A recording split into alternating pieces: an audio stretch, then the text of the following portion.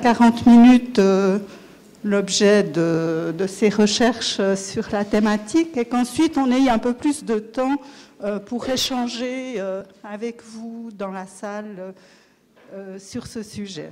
Donc voilà, merci. Alors bonjour, merci beaucoup. Donc je vais vous présenter quelque chose aujourd'hui sur les forums électroniques de discussion justement autour de la consommation d'alcool pendant la grossesse. Et cette communication donc, est issue de ma recherche de doctorat en sciences sociales qui traite de la consommation d'alcool pendant la grossesse. Et plus précisément, j'ai essayé d'analyser la constitution du risque alcool et grossesse comme un problème public en Suisse romande. Donc en Suisse romande, mais aussi ailleurs, en l'absence de seuil qui serait sans danger pour le fœtus, il y a un principe de précaution et le message de santé publique est de ne pas consommer d'alcool pendant la grossesse. Selon les chiffres les plus alarmistes, près d'un enfant sur 1000 serait atteint du syndrome d'alcoolisation fœtale, qui est la forme la plus grave des pathologies liées à l'alcool. L'alcool pendant la grossesse apparaît donc comme la première cause évitable de retard mental avant la trisomie 21. Et sur cette base, l'alcool pendant la grossesse suscite la mobilisation de différents acteurs que je suis allée rencontrer. Il s'agit entre autres majoritairement de sages-femmes, de gynécologues, de pédiatres, de spécialistes de la prévention, mais aussi de spécialistes des addictions, dans les domaines tant de la clinique que de la recherche. Et j'ai mené des entretiens avec ces professionnels, mais aussi participé à des colloques, à des formations et analysé d'autres documents écrits, comme des articles scientifiques et de presse, du matériel de prévention et des actes de colloques.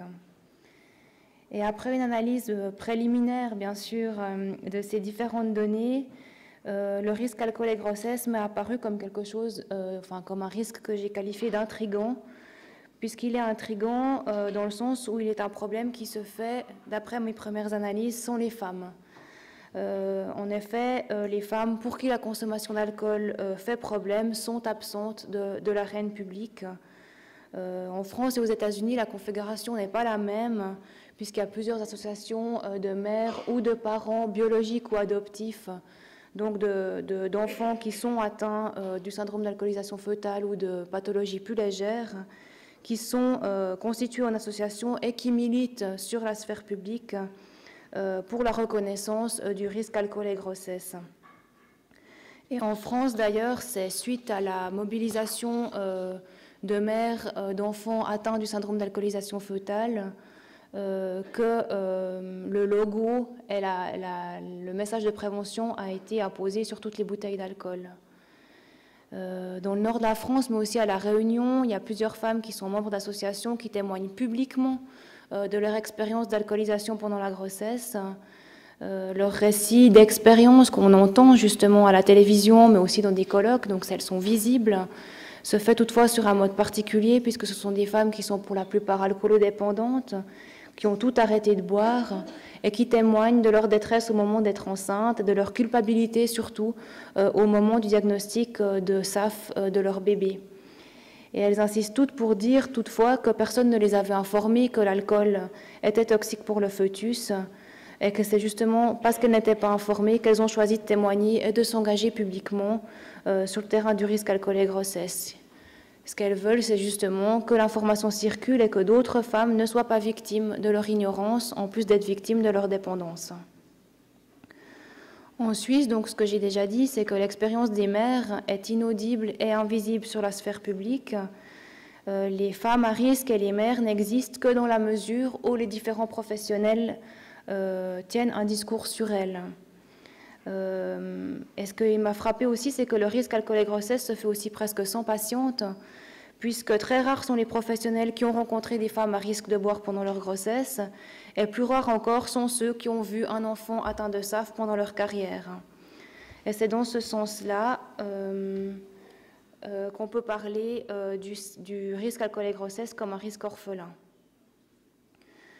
Et justement, confronté à ce qu'on peut qualifier d'une expérience uniquement à la troisième personne, j'ai voulu essayer de trouver un endroit justement où on voit les femmes, où on entend justement les femmes enceintes s'exprimer sur leur consommation d'alcool Et il y a justement un lieu où elles s'expriment, il s'agit des forums de discussion sur Internet. Il faut tenir compte du fait que les forums de discussion, c'est un support spécifique, avec des interactions qui se font de manière spécifique aussi, où expertise et expérience se côtoient, et où les femmes, qui sont quand même protégées par l'anonymat, osent, il me semble, plus parler de leur consommation d'alcool, dire qu'elles boivent ou au contraire qu'elles ne boivent pas. Et lorsque les femmes se rendent sur ces forums, c'est moins pour connaître les recommandations médicales et de santé publique, d'ailleurs qu'elles connaissent presque toutes, que pour interpeller justement d'autres femmes sur leur expérience. Donc l'objectif de ma communication aujourd'hui, c'est de vous présenter une première analyse des discussions autour du risque alcool et grossesse sur le forum du site bb.ch, qui est un site internet roman consacré à la grossesse et à la parentalité.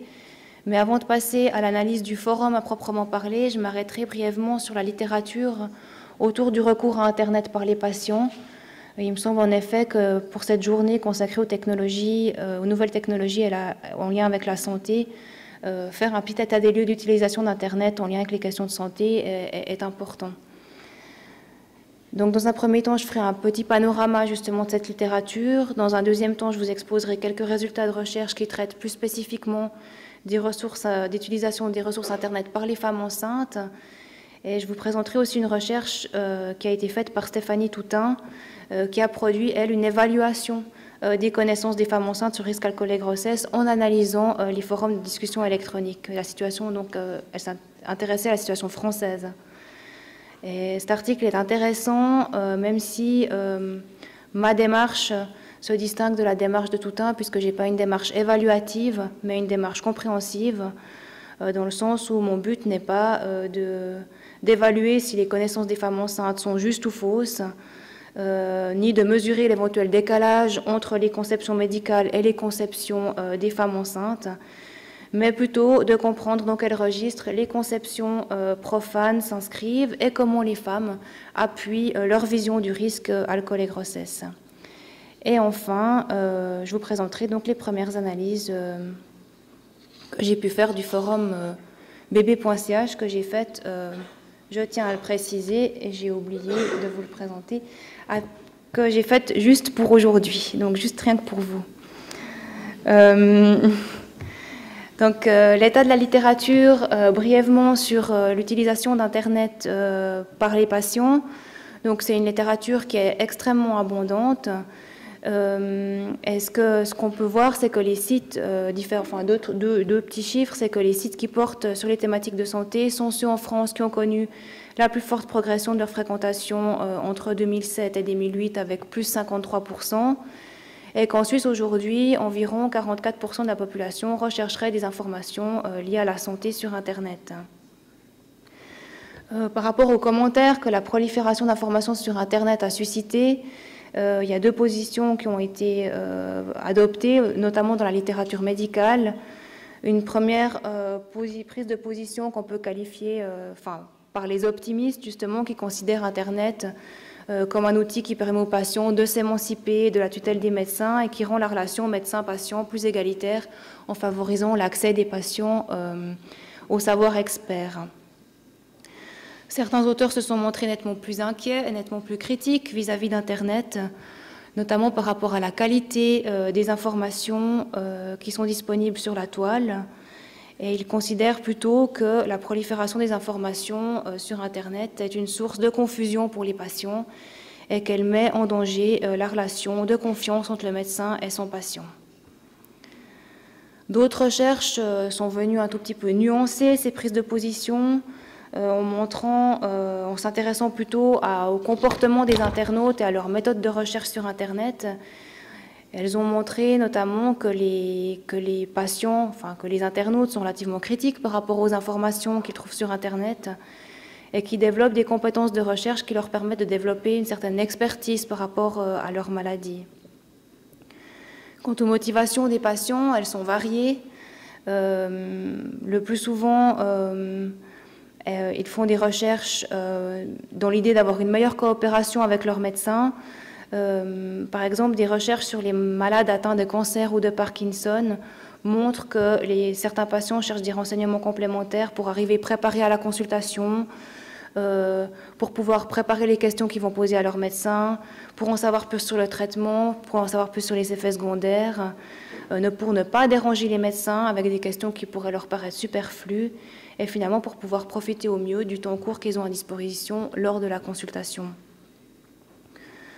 Donc finalement, l'accès à ces informations permet aux patients d'être plus impliqués dans leur trajectoire de soins et favoriserait une relation plus souvent de partenariat entre médecins et patients plutôt qu'une relation de conflit.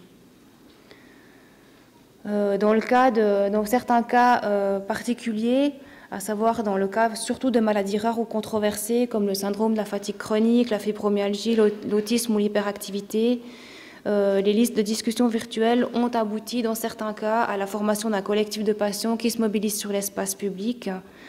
C'est surtout ces cas de mobilisation de patients qui ont suscité, qui ont intéressé les sociologues. Mais ces situations, disons, demeurent plutôt exceptionnelles et confinées à des situations particulières. Toutefois, ce qui est intéressant, c'est qu'en France, au Canada et aux États-Unis, il y a plusieurs associations justement de parents, comme je vous l'ai dit. Ici, je vous ai mis l'image du site internet de NoFAS, qui est aux États-Unis, mais qui a aussi des branches au niveau international. Et ces associations, justement, disposent d'un site internet pour rendre des actions visibles, un site internet aussi, des sites internet où il y a des témoignages, des revues de presse, des articles scientifiques, tout un ensemble de ressources à destination des parents en vue de sensibiliser, mais aussi de permettre l'adhésion de certains parents. Par contre, on ne trouve absolument rien de tel en Suisse. Pourquoi les femmes enceintes, par contre, enceintes précisément, ont-elles recours à Internet? Donc, il y a différentes recherches qui ont été faites sur cette question, et notamment un article qui est paru cette année de notre collègue Raphaël Amer et de Claudine Burton-Jongros, qui montre sur la base d'entretiens avec des femmes enceintes que les motivations des femmes enceintes sont diverses et que la consultation, par contre, de forums est surtout liée au besoin de s'inscrire dans une communauté d'expérience autour de la grossesse et d'avoir accès à un savoir spécifique, à savoir le savoir expérientiel, dans le but notamment de se rassurer sur le bon déroulement de sa grossesse et en cas de problème, de trouver du soutien auprès d'autres femmes enceintes. Pour la plupart des femmes, elles ont recours à Internet pour obtenir des informations spécialisées, soit par curiosité, soit pour un complément d'information, mais très rarement parce qu'elles ne sont pas satisfaites des informations qu'elles ont obtenues de leur gynécologue et de leur sage-femme. Quant à la recherche de Stéphanie Toutain, dont le titre de l'article c'est « Ce que les femmes disent de l'abstinence d'alcool pendant la grossesse en France », elle s'est intéressée justement au contenu des forums, donc elle ne précise pas de quel forum il s'agit, partant du constat qu'en France, en dépit de l'étiquetage et des campagnes de prévention, de nombreuses femmes enceintes continuent de consommer de l'alcool malgré tout, et que dans ce contexte, il importe de faire le point sur l'état des connaissances des femmes enceintes. Donc tout un part du principe que les forums sont un lieu intéressant pour saisir l'état des connaissances des femmes enceintes. Donc elle adopte une démarche évaluative, et ce qu'elle montre, c'est que la consommation d'abstinence est mal comprise, dans la mesure où elle n'est pas perçue comme absolue, à savoir qu'il y a une certaine tolérance de la part des femmes enceintes pour quelques écarts de consommation de temps en temps, pour se faire plaisir ou se détendre, et que ce sont surtout les femmes les plus formées qui se montrent les plus tolérantes. Une minorité de femmes se montrent intransigeantes, donc favorables à la tolérance zéro, la plupart étant des femmes sans profession ou exerçant dans une profession médicale. Et pour ces femmes intransigeantes, il est irresponsable de consommer de l'alcool lorsqu'on attend un enfant. Les conséquences de l'exposition fœtale à l'alcool sont peu connues et peu évoquées. Il y a très peu d'internautes qui nomment le SAF. Et enfin, pour l'ensemble des internautes, c'est comme si la consommation excessive d'alcool n'existait pas, puisqu'il y aurait une sorte de responsabilité naturelle des femmes enceintes envers leur enfant, et que l'image de mauvaise mère qui leur collerait à la peau empêcherait toute consommation d'alcool pendant la grossesse. Et finalement, d'après les femmes enceintes, l'abstinence pendant la grossesse relèverait simplement du bon sens des mamans qui tiennent à leur enfant, plutôt que des éventuels dommages que pourrait causer l'alcool sur l'enfant à naître. Et dans ce sens-là, tout un s'interroge sur la pertinence et l'efficacité des campagnes de prévention qui insistent avant tout sur les conséquences irréversibles de l'alcool sur l'enfant à naître. Qu'en est-il du discours des femmes enceintes sur les forums en Suisse romande? Donc, je me suis intéressée au forum bb.ch. Donc, il faut quand même tenir compte du fait que les forums sont un support particulier, puisqu'il s'agit d'une correspondance informelle qui a un émetteur effectivement individuel, mais qui s'adresse à un destinataire collectif. L'écriture y prend un style semi-oral. Vous verrez que c'est parfois, il faut lire à haute voix pour pouvoir comprendre enfin, ce qui est écrit. Et les échanges ont une temporalité particulière, à savoir qu'on peut répondre tout de suite ou plus tard. Ces forums sont anonymes, ils permettent donc de partager des expériences individuelles, même si ces expériences peuvent être normalement indicibles dans l'espace public. Le site bb.ch est un site internet roman consacré à la grossesse, comme je l'ai dit, et qui est alimenté presque exclusivement par des internautes, en l'occurrence des femmes en majorité. De manière générale, sur le site alcool et grossesse, enfin sur le site bb.ch, il y a des définitions multiples du risque, à savoir qu'il n'y a pas une uniformité des définitions du risque sur le forum. Donc la consommation d'alcool fait débat et suscite des prises de position qui sont plutôt contrastées. Et ces définitions du risque s'inscrivent dans différents registres. Il y a le registre scientifique, il y a le registre moral et le registre de l'expérience vécue. Mais ce qui est intéressant, d'après mon analyse, c'est que chacun de ces registres peut être mobilisé soit pour justifier l'abstinence d'alcool, soit pour justifier une consommation occasionnelle pendant la grossesse. Par exemple, en ce qui concerne le registre scientifique, le fait que les études épidémiologiques n'aient pas pu déterminer une dose seuil qui serait sans danger pour le fœtus sert effectivement très souvent de justification pour l'alcool zéro, à savoir, comme on ne sait pas, mieux vaut ne pas consommer. Mais plus rarement, l'argument scientifique peut être mobilisé pour justifier une consommation de temps en temps. Et dans ce cadre-là, les internautes reprennent le vieil adage selon lequel un verre de vin rouge par jour est bon pour la santé. Quant au registre moral, les internautes s'en servent de deux manières. Pour les internautes, justement, qui préconisent l'abstinence d'alcool, ne pas boire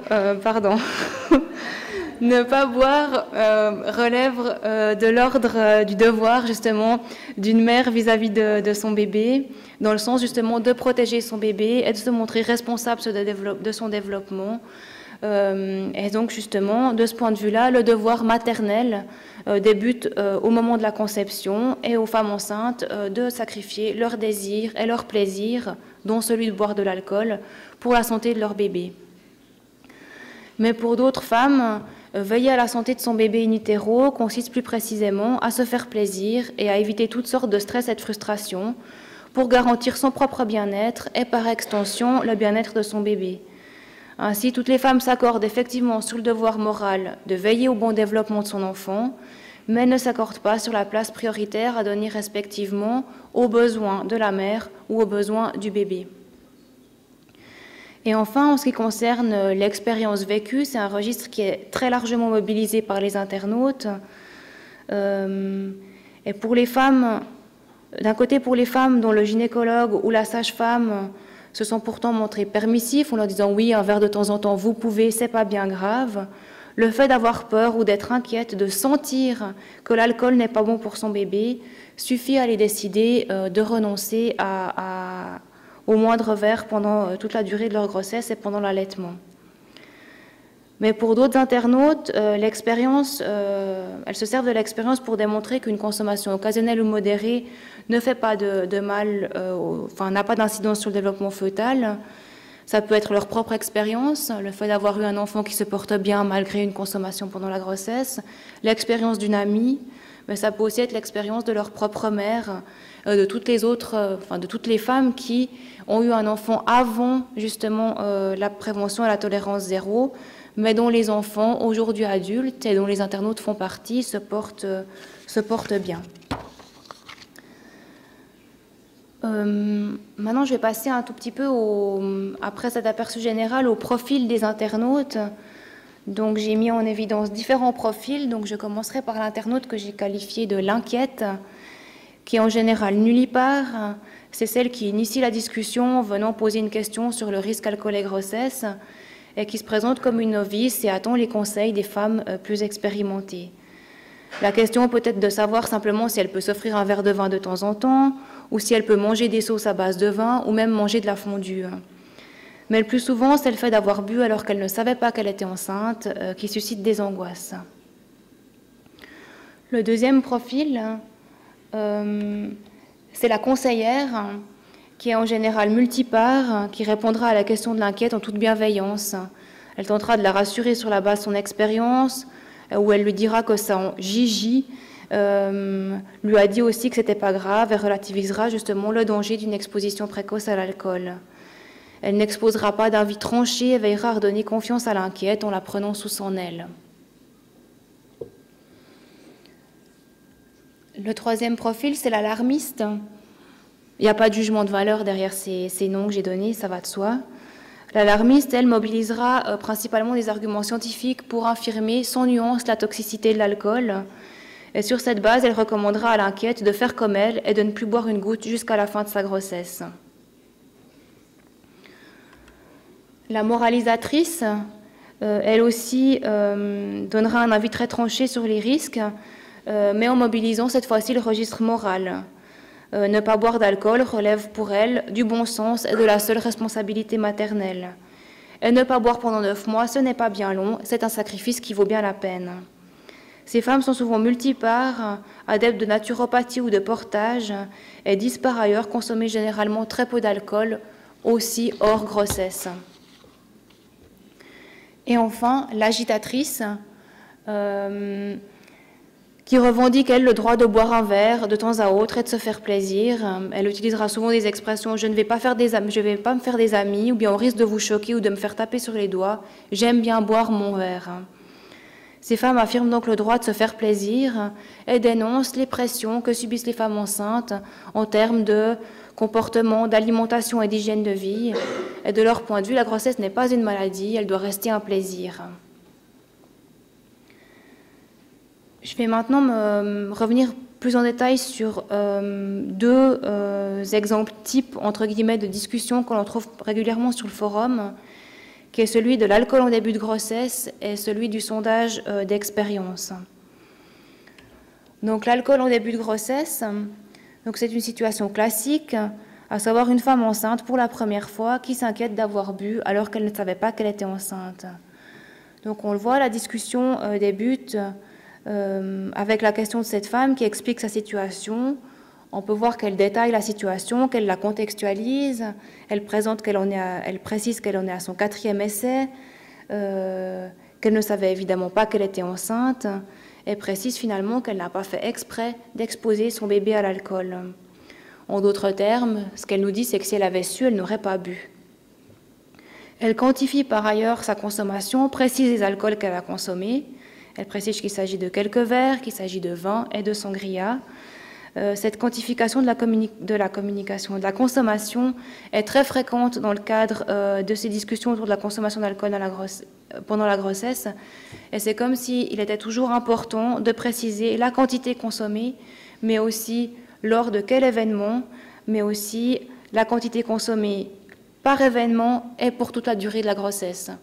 Donc dans les différentes discussions, on voit en général que les femmes boivent du vin, rarement de la bière, jamais d'alcool fort, et qu'il s'agit toujours de consommation liée à des événements festifs et sociaux, les fêtes de Noël, des mariages, des enterrements de vie de jeunes filles et des anniversaires. Dans le contexte particulier du début de grossesse, ce que j'ai remarqué, c'est que la consommation d'alcool est acceptable. À savoir, c'est une période que j'ai qualifiée d'inconscience, et c'est comme si la grossesse n'avait pas encore réellement d'existence. La grossesse et les prescriptions qui l'accompagnent débutent au moment, justement, de la lecture du test de grossesse positif.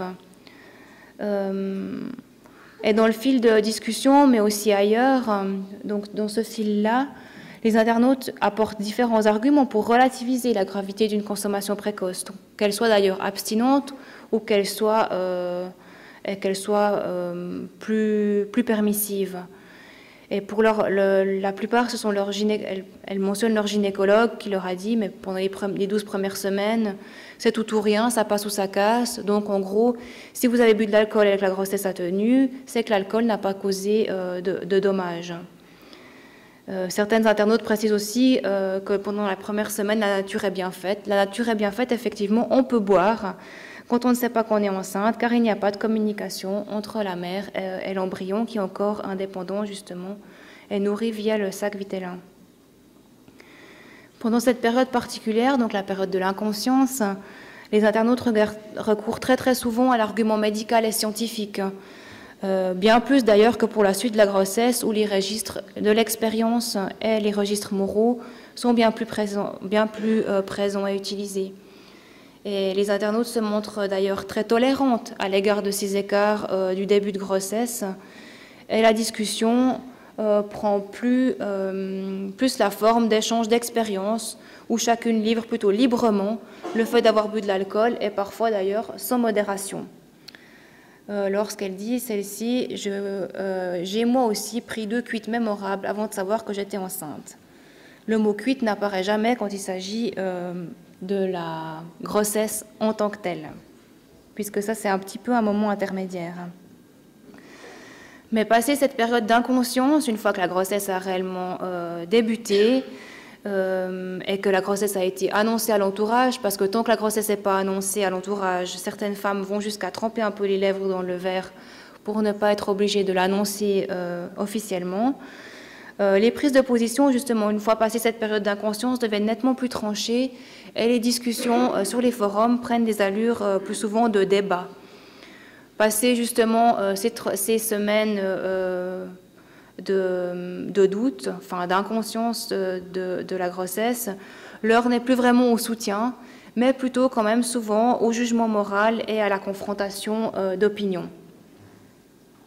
Et c'est à ce moment-là que se forment, entre guillemets, 2 camps, les permissives et les abstinentes, que je les ai appelées comme ça, donc celles qui ont bu quelques verres pendant leur grossesse, et celles qui ne boivent pas une seule goutte. Du côté des femmes qui ne boivent pas pendant leur grossesse, mais souvent hors grossesse, ce n'est pas des grandes buveuses non plus, elles le précisent, l'abstinence est présentée de 3 manières. Elle est présentée par certaines simplement comme un choix individuel qui n'engage qu'elles. En somme, chacune fait comme elle veut, mais elles ont choisi de ne pas prendre le risque. Et de leur point de vue, il y a suffisamment de choses qu'on ne peut pas contrôler, alors autant éviter les risques sur lesquels on a une prise. Mais comme elles ont l'air elles ont l'air conscientes de la dimension potentiellement normative de leur position, elles précisent que chacune fait comme elle veut et qu'elles ne veulent pas juger les femmes qui boivent quelques verres pendant leur grossesse. D'autres femmes mobilisent l'argument scientifique pour motiver leur choix. Les études scientifiques le prouvent, l'alcool est toxique pour le fœtus. Et de leur point de vue, donc, il ne faut pas boire quand on est enceinte. Leur récit, donc le récit de leur choix, prend alors une dimension nettement plus normative. Même si celle-là, cette femme-là, qui termine par chacun voit les choses comme il le ressent, d'ailleurs c'est marrant que ce soit au masculin, se montre quand même relativement peu affirmative. Enfin, pour certaines femmes, ne pas boire, je l'ai déjà mentionné, relève du bon sens et de la morale maternelle. Et elles s'offusquent clairement que certaines femmes puissent boire, et elles dénoncent ce choix comme égoïste et irresponsable. Et elles se montrent extrêmement catégoriques, et leur récit prend une tonalité clairement prescriptive. Perso, je trouve égoïste de mettre la santé de son bébé en danger, tout ça parce qu'on ne peut pas résister à un truc comme le vin pendant 9 mois. Au contraire, chez les permissives, la tolérance zéro, c'est un petit peu de l'extrémisme. Mais ce qu'on observe, c'est que le souci de quantification, de contextualisation de la consommation est omniprésent. Et en somme, que la consommation d'alcool pendant la grossesse reste une consommation sous condition. À savoir qu'on peut boire, certes, mais quelques verres et de contextes extraordinaires, voire exceptionnels. Et on retrouve justement chez les permissifs cette opposition entre le bien boire et le mal boire, qui a déjà été relevée dans d'autres recherches, à savoir que bien boire pendant la grossesse, si vous me permettez l'expression, c'est tremper les lèvres, boire un verre de vin rouge lors d'un bon repas, parce qu'une bonne bouteille, ça se goûte, c'est déguster une coupe de champagne pour un mariage ou les fêtes de fin d'année, mais ça n'est en aucun cas se prendre une cuite ou consommer de l'alcool fort. Quant à boire tous les jours et beaucoup, c'est vraiment quelque chose d'inacceptable. Donc toutes les permissives se sentent obligées de préciser aussi que leur enfant se porte très bien et qu'il n'a aucune séquelle de leur consommation. Absence de séquelles qu'elles observent, que ce soit à 2 semaines, à 5 ou à 7 ans de l'âge de leur enfant. Et voilà. Et justement, c'est là que ce qu'on observe, enfin, ce qui me frappe chez les permissifs, c'est que la figure de la femme alcoolique fonctionne comme ce que j'appelle une figure repoussoire dont elle se distingue, et elle précise qu'elles ne sont pas des alcooliques, qu'elles savent boire, hein, et que dans ce cadre, boire quelques verres ne représente pas de risque pour le développement fœtal. De leur point de vue, le risque existe en cas de forte consommation et de dépendance à l'alcool, mais tant que la consommation est sous contrôle, aucun risque n'est avéré.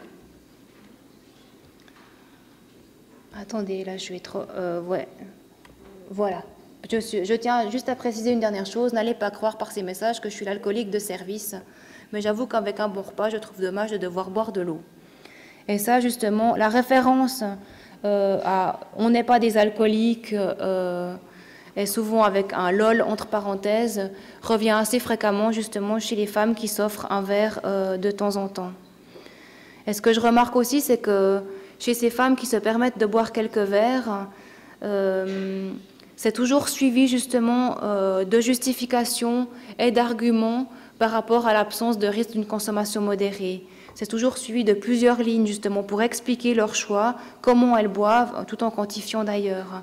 Alors que pour les femmes qui expriment justement simplement le fait qu'elles n'ont choisi de ne pas boire, ça peut se faire sur 1 voire 2 lignes. Ça nécessite pas toujours justement des justifications de leur choix. On a finalement l'impression que le récit d'une consommation modérée, c'était comme si les femmes anticipaient le jugement ou le stigmate qui pèse potentiellement sur elles. Je vais maintenant conclure en revenant un tout petit peu sur les points principaux, et à savoir que l'analyse de ces discussions électroniques nous fait voir justement une ontologie variable du risque, que j'ai déjà dit, que pour certaines femmes, le risque est suffisamment grand pour les convaincre de prendre une fondue plutôt à l'eau, alors que pour d'autres, un doute subsiste et boire un verre de temps à autre leur semble une option possible qui ne relève pas forcément de l'irresponsabilité. On relève par ailleurs dans les différents fils de discussion que les pathologies fœtales, comme le syndrome d'alcoolisation fœtale, sont très rarement mentionnées, et que le risque alcool et grossesse est plutôt évoqué sous la nébuleuse. L'alcool n'est pas bon, l'alcool est dangereux, l'alcool est nocif pour le bébé. En somme, tous les internautes sont d'accord là-dessus, mais c'est sur la dose à risque que les avis divergent. Mais ce que l'analyse de ce forum nous dit aussi, c'est qu'il n'est pas un lieu d'expression pour toutes les femmes, à savoir que malgré la possibilité de s'exprimer de manière anonyme, je n'ai trouvé aucun témoignage de femmes pour qui la consommation d'alcool fait problème. En somme, ces forums de discussion autour de la parentalité et de la grossesse restent des lieux normés qui sont majoritairement alimentés et consultés par des femmes en bonne santé et particulièrement soucieuses et proactives en ce qui concerne leur santé et la santé de leurs enfants. Et par l'intermédiaire des forums, ce qu'on saisit, c'est une certaine expérience à la première personne du risque, mais une expérience finalement où le risque est modéré, voire nul. Et l'on en conclut, en tout cas j'en conclus, que sur la toile en Suisse romande, les femmes à risque n'ont d'existence que comme emblème du risque ou comme figure repoussoire. Ça le fait. Et voilà.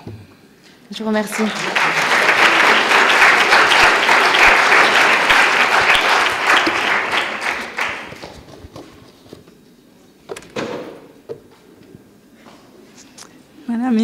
Céline.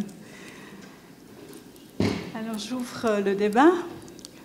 Est-ce que vous avez des questions?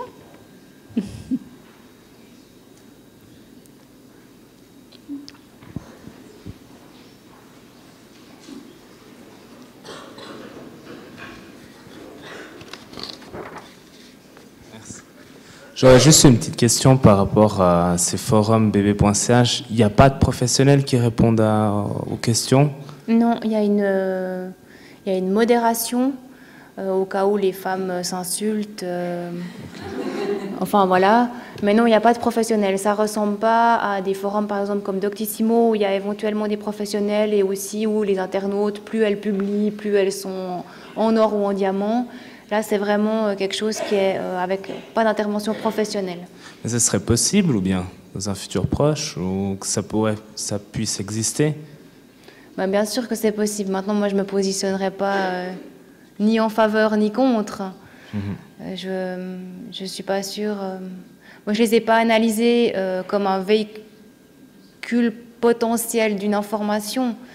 Je les ai analysés comme un certain discours sur une expérience du risque. Maintenant, à savoir comment faire en sorte que les femmes ne boivent plus une goutte pendant leur grossesse, je ne me prononcerai pas. D'accord, merci. Je vous en prie.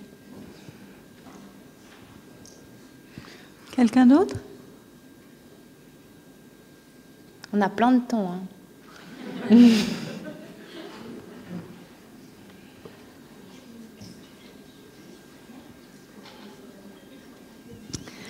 C'est moins une question qu'une remarque. Tu as dit que, contrairement au contexte nord-américain, où c'est extrêmement visible, en Suisse, une des particularités, c'est cette invisibilité, ce mutisme public des femmes. Je me demandais s'il fallait pas... Je me demandais si tu intégrais dans ton travail une perspective plus historique. Je pense aux travaux de Joseph Gusfield, que tu connais bien. Il y avait toutes ces traditions nord-américaines, des mouvements puritains qui se sont énormément engagés dans l'espace public. Là, en l'occurrence, c'était contre l'alcool et après tout ce que c'est devenu avec l'alcool et la conduite automobile. De la même manière, je pense à Marc Loriol, qui a beaucoup étudié les usages d'Internet là, pour le syndrome de fatigue chronique et qui met aussi en évidence une grande différence entre les pays anglo-saxons et les pays francophones. Donc, dans la construction de ces problèmes publics, comme ici l'alcool à grossesse, il faut tenir compte de cet aspect culturel. Pour se demander et donc, je me suis demandé si, moi qui connais rien là-dedans, est-ce qu'en Suisse, il y a une tradition de ce genre-là, d'associations de femmes avec des ancrages religieux, protestants ou autres, est-ce que ça existe dans l'espace suisse ou pas? Pour savoir si on les retrouve du coup pas, aujourd'hui, version contemporaine, des femmes qui s'engagent beaucoup pour protéger, ou pour partir en croisade morale contre tout ce qui pourrait être néfaste, soit contre elles-mêmes ou contre les bébés. Donc, il n'y a pas de ces traditions-là. Moi, j'en ai pas trouvé, en tout cas, autour de la grossesse en tant que telle. Maintenant, toi, tu faisais des grimaces, Christophe. Je ne sais pas si tu voulais dire quelque chose à ce propos. Ah, d'accord. Non, il me semble effectivement que cet aspect culturel est important dans la mesure où effectivement les associations de femmes qui sont même pas vraiment des associations de femmes, mais auxquelles je pense et qui sont effectivement visibles sur l'espace public, c'est l'association pour la protection, enfin justement de la mère et l'enfant, dont je me passerai bien de parler aujourd'hui, mais par rapport justement à la grossesse, à la protection du fœtus, non. Mais la spécificité, je ne répondrai pas vraiment à la question, mais en mentionnant quelque chose de différent, c'est que dans le contexte nord-américain et dans le contexte français, la mobilisation se fait de la part de mamans qui ont eu des bébés qui sont malades ou handicapés et qui se mobilisent effectivement pour la reconnaissance du risque, pour plus d'informations, mais qui se mobilisent aussi et surtout, et notamment dans le contexte nord-américain, pour avoir droit à des enseignements spécialisés pour leurs enfants, du financement, et qui a un meilleur dépistage justement, puisque c'est souvent des parcours de femmes qui pendant plusieurs années avaient justement des enfants qui partaient dans tous les sens, ou bien qui avaient des difficultés scolaires et qui n'ont jamais été diagnostiqués enfin qui ont été diagnostiquées trop tard. Du coup, c'est moins une mobilisation sur la grossesse qu'une mobilisation sur la parentalité, de comment je l'analyse. Je ne réponds pas vraiment à ta question, mais je rajoute quelque chose. Bon, peut-être pour aller dans le sens de ce que tu dis, c'est vrai que c'est des femmes touchées elles-mêmes par un enfant avec un syndrome d'alcoolisme fœtal qui se sont mobilisées, mais pas toutes seules. Elles ont été énormément soutenues, notamment dans le nord de la France, par des médecins. Et à quelque part, ma question, c'est, mais on a quand même, on est un petit bassin, hein, la Suisse, mais il y a quand même, je pense, des enfants qui naissent avec un FAS ou un SAF. Et voilà, quelle est la prise en charge de ces enfants au niveau médical et psychosocial? Puis peut-être l'autre aspect des gens qui se mobilisent, notamment NoFAS, là, le site que tu as montré, c'est des parents qui ont adopté un enfant, tous, ouais. Pas tous, hein, mais donc c'est peut-être aussi des personnes voilà, avec plus de ressources pour faire un effort de mobilisation pareil, hein, parce que c'est pas rien. Oui, et puis il y a un problème aussi de... Disons que je pense que le rapport à la pathologie, et plus précisément le rapport à la culpabilité n'est pas le même quand on adopte un enfant qui a une pathologie que quand on a soi-même, enfin quand on donne naissance à un enfant. Si on n'a pas soi-même consommé, la question n'est pas vraiment la même. Maintenant, c'est aussi relativement ambivalent parce que les parents adoptifs d'enfants qui ont des SAF, notamment aux États-Unis, il y a aussi eu le problème de dire mais nous, on a adopté un enfant qui est entre guillemets pas comme attendu. Il y avait une espèce de réclamation aussi par rapport à cette question-là. Et c'est une grande question d'adoption en France, justement, où il parle environ de 50% des enfants adoptés dans les pays de l'Est qui seraient atteints justement du SAF. Et ça suscite justement une mobilisation. Et il parle dans ce cas-là d'adoption humanitaire en disant en somme, maintenant ce qu'on fait, c'est qu'on adopte presque automatiquement des enfants qui ne sont pas en bonne santé. Donc on le fait pour des raisons aussi humanitaires. Mais pour revenir par rapport à la question du suivi et du diagnostic d'enfants SAF ici dans notre bassin, à ma grande surprise, je n'ai rien trouvé. À savoir que j'ai essayé de reconstituer la chaîne, ce que j'ai appelé la chaîne thérapeutique, à savoir du suivi de grossesse jusqu'à les pédiatres, les neuropédiatres, etc. Donc je suis allée voir différents professionnels qui m'ont toujours dit mais moi j'en ai jamais vu. Ah bah ça tombe bien que vous veniez, je vais y penser plus souvent. Mais c'est visiblement tant statistiquement que du point de vue des professionnels dans le bassin qui nous entoure, il n'y a pas d'enfants qui sont atteints du syndrome d'alcoolisation fœtale. Voilà. Enfin, il n'y a pas, ou presque. Est-ce qu'il y aurait une autre question? Oui. Juste pour continuer sur ce que tu disais, donc le fait qu'il n'y ait pas d'enfants diagnostiqués comme SAF en Suisse romande, est-ce que tu sais, est-ce que c'est un problème de reconnaissance? Est-ce que c'est un syndrome dont les médecins auraient peut-être peu connaissance ou ils feraient peu attention à ça? Ou est-ce que c'est que vraiment les femmes suisses romandes ne boivent pas pendant la grossesse?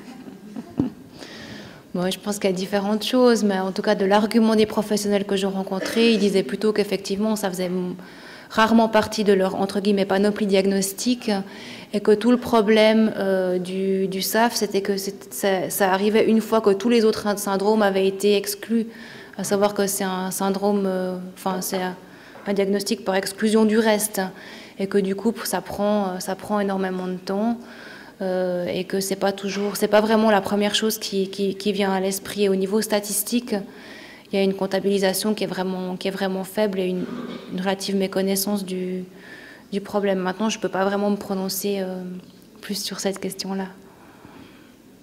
Merci. Tu nous as montré quelques exemples d'ouverture de ces fils de discussion. Et je voulais savoir si tu t'étais aussi intéressé à la manière dont ils se terminaient. Parce que j'ai pas une vision très claire de la manière dont ces forums sont organisés, si à chaque fois un thème, si c'est canalisé ou si c'est n'importe qui lance un thème et puis il y a 2 réactions ou il y en a 50. Mais dans le cas où il y a des vrais fils, est-ce que tu étais intéressé à la manière dont ils se closent finalement et avec quel type d'argument? Alors, en général, c'est des échanges qui sont plus ou moins longs, donc il peut y avoir, mais pas énormément, à savoir qu'il peut y avoir 10 réponses, voire 20, voire 30, mais pas beaucoup plus. Contrairement au forum, par exemple, Doctissimo, ou bien au forum au féminin, là, ces forums où il y a énormément de réponses, et parfois même sur des années différentes. Sur le forum bébé.ch, ça se fait en général sur quelques jours, et ça se clôture pas vraiment tout d'un coup. Voilà, apparemment, c'est arrivé à saturation. Ça arrive des fois que si ça doit se clôturer de façon un peu plus formelle, ce sera chacune fait comme elle veut. Voilà, en somme, l'idée étant, chacune sait ce qui est bon pour son bébé, chacune sait ce qu'il y a de mieux pour elle, et donc chacune fait comme elle veut. Mais elles s'engueulent parfois, enfin c'est pas vraiment le terme qu'il faudrait utiliser, mais des fois ça monte un peu dans les tours, ouais. Cette question-là de monter parce que c'est vrai qu'il y a un truc très étonnant, comme toi-même t'as dit, c'est que c'est anonyme, ça pourrait avoir une valeur de confessionnal sans courir de risques, à la fois pour avouer entre guillemets l'inavouable, ou pour aller très très fort dans le jugement moral, presque dans l'inquisition. C'est ça qui est étonnant, c'est que dans ce que tu as analysé, on dirait qu'il y a une sorte de relativisme moral, chacun fait ce qu'il veut. Donc il n'y a jamais des états de dispute, voire des controverses entre profanes, où il y a vraiment une confrontation forte entre arguments. Ça il n'y a pas. Il y en a, mais elles sont quand même assez légères. J'ai été surprise. Par contre, sur d'autres forums, justement, Forum au féminin ou Doctissimo, alors là, il y a des confrontations qui sont extrêmement claires, avec effectivement des...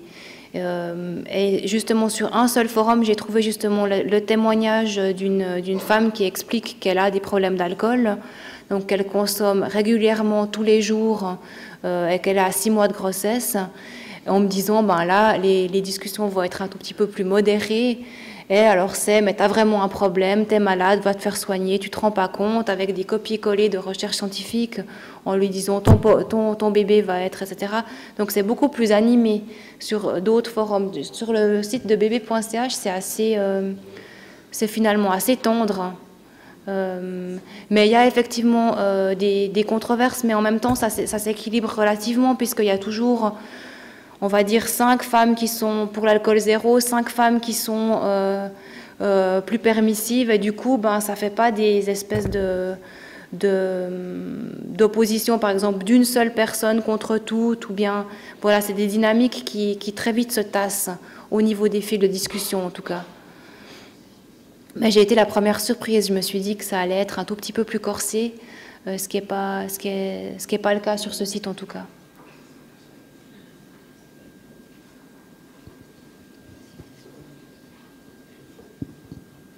Bonjour. En fait, je suis persuadée que ça c'est une question, mais moi, ce qui pas qui me choque, mais je me dis justement, le peu de femmes qui sont représentées justement qui ont un problème avec l'alcool. C'est que c'est vraiment, même dans les sites où c'est anonyme ou comme disait Madame, où c'est une sorte de confessionnal, même là, en fait, il n'y en a aucune qui s'exprime sur le sujet. Donc si même là, elles ne s'expriment pas, comment en plus chez les professionnels de la santé, ces femmes-là vont s'exprimer? C'est vrai que moi, c'est une question qui m'est venue... Moi, je comprends le problème maintenant. Aller sur Internet, consulter bébé.ch, si on a... on ne va pas consulter ce type de site et ce type de forum par hasard. Savoir justement, c'est quand même des femmes qui sont... Là, j'ai pas réussi à les copier parce que ça faisait des espèces de drôles de choses sur les captures d'écran. Mais par contre, il y a souvent bébé d'un petit ange de 2 ans, plus un autre petit ange de 4 ans et demi, avec des liens, je vends des articles pour bébé, ou bien cours de portage à tel endroit, etc. Donc c'est quand même une population qui est particulière, à savoir c'est une population qui utilise beaucoup Internet, déjà pour vendre, pour acheter, pour se renseigner, qui a une conscience et une préoccupation par rapport à sa santé qui est élevée. Je pense que les femmes qui ont effectivement une consommation problématique d'alcool ne vont pas consulter ce type... c'est pas qu'elles osent pas, c'est qu'elles y vont pas. Probablement. Et par rapport à la possibilité de dire sa consommation d'alcool aux professionnels, ben oui, c'est une question qui se pose. Il y a des techniques qui existent, qui sont discutées. Il y a des techniques de dépistage, l'entretien motivationnel. Enfin, Yvonne le sait mieux que moi, mais enfin, plusieurs choses qui se font. Et c'est une des questions. Mais ce qui est intéressant, c'est que du point de vue des professionnels, la grande question, c'est mince. On n'a pas de tests biologiques qui nous permettent de déterminer si une femme boit de l'alcool ou pas. Et du coup, il faut se fier à la parole des femmes enceintes, ce qui ne ravit pas tout le monde, ce qui a un côté quand même assez surprenant. Mais il y a des techniques, justement, les questionnaires qui sont aussi utilisés pour la consommation problématique hors grossesse. Donc ça, oui. Mais les lieux d'expression sont visiblement restreints.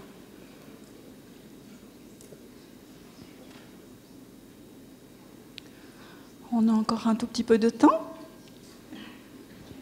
Il y a une petite chose qui m'a intriguée, je ne sais pas si je l'ai bien vu, et puis bon, si on peut le calquer comme ça sur des catégories sociales, mais il me semble que tu mentionnais que des femmes avec des professions ou un certain niveau socio-professionnel buvaient ou assumaient en tout cas plus volontiers de boire un verre de vin que d'autres catégories sans profession, et je trouve que c'est presque un peu contre-intuitif par rapport à des questions justement de prévention, et je me demandais si tu avais quelques pistes pour interpréter ça. Non, j'ai pas quelques pistes. C'est contre-intuitif parce qu'on se dit toujours que les femmes pauvres boivent plus, et puis que c'est pour oublier le fait qu'elles sont pauvres qu'elles vont boire quand elles sont enceintes, et puis qu'elles sont tristes d'être enceintes parce qu'elles sont pauvres. Donc oui, c'est contre-intuitif. Mais je pensais bien à l'alcool, enfin, pourquoi on boirait, hein, que plutôt à la logique de prévention. On sait que plus on monte dans la hiérarchie sociale, plus on est préventif. Et pour moi, ça fait partie quand même, bon, comme tu disais, il y a un risque, même minime, on ne prend pas le risque, on prévient plutôt que de guérir après coup. C'était plutôt par rapport à ça que par rapport à l'alcool en tant que tel. Ouais. Alors oui, effectivement, il y a une contradiction. Maintenant, on peut aussi imaginer que c'est des femmes qui seront aussi plus critiques par rapport au message, en disant on va savoir tolérance zéro, en même temps il n'y a pas de preuves. Du coup, est-ce qu'on ne peut pas se permettre de boire quand même un verre de temps en temps? En même temps, relativisons aussi, quand elles font leur total, ça fait, je sais pas, des fois 4 verres en 9 mois. Enfin, c'est pas que je veuille me dire... Enfin, voilà, je ne suis pas en train de dire qu'il faut picoler quand on est enceinte, mais enfin, c'est quand même pas des consommations qui sont d'un verre par jour, ni même d'un verre par semaine. C'est des consommations qui sont quand même... qui restent vraiment extrêmement... occasionnel. Je sais pas, autrement j'ai pas de réponse, mais le fait que ce soit, pour revenir sur ce que j'avais compris au départ, à savoir que c'est pas les femmes les plus pauvres qui boivent le plus quand elles sont enceintes, je pense que ça on devrait peut-être le dire un peu plus aux professionnels, parce qu'en tout cas les professionnels que j'ai rencontrés me disent toutes, mais me disent tous et toutes que enfin les femmes qui boivent, ça se voit en général, c'est le quart monde, etc. Elles sont de l'alcool. Bon, bah ça c'est pas forcément lié à la pauvreté, mais enfin il y a quand même une représentation que ce sont les femmes les plus démunies et les femmes notamment migrantes qui vont boire le plus. Bonjour. Voilà, on va s'arrêter là. Je pense qu'on va s'arrêter là. Il y a déjà nos collègues qui reviennent.